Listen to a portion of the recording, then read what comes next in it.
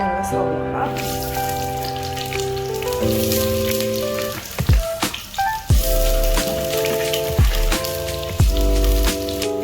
അതിൻ്റെ കൂടെ സ്പോൺസിൻ്റെ കൂടെ ആഡ് ചെയ്ത് കൊടുക്കാം.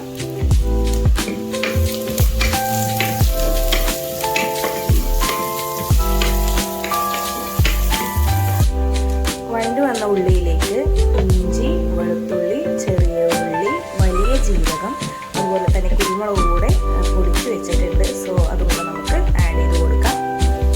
ഇതിലൂടെ ചേർത്ത് നന്നായി മിക്സ് ചെയ്ത് കൊടുക്കാം.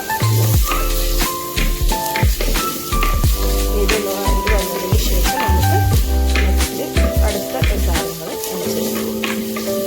സോ ഇതെല്ലാം നന്നായി വഴണ്ട് വന്നിട്ടുണ്ട്. ഇനി ഇതിലേക്ക് 2 തക്കാളിയും 2 പച്ചമുളകും അരിഞ്ഞ് വെച്ചിട്ടുണ്ട്. അതും കൂടെ ചേർത്ത് നന്നായി വഴറ്റിയെടുക്കാം.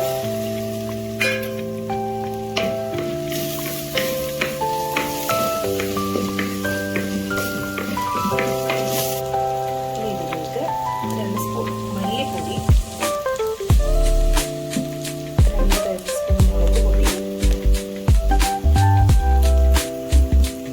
1.5 ടീസ്പൂൺ മഞ്ഞൾപ്പൊടി, ആവശ്യത്തിനുള്ള ഉപ്പും കൂടെ ചേർത്ത് നന്നായി മിക്സ് ചെയ്തെടുക്കാം.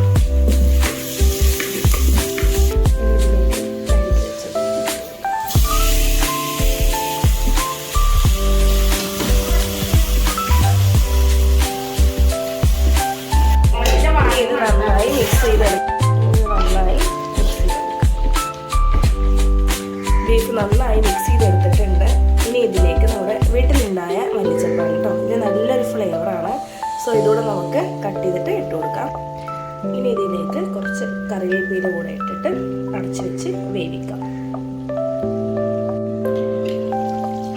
നമ്മുടെ ബീഫ് നന്നായി വരണ്ട് വന്നിട്ടുണ്ട്.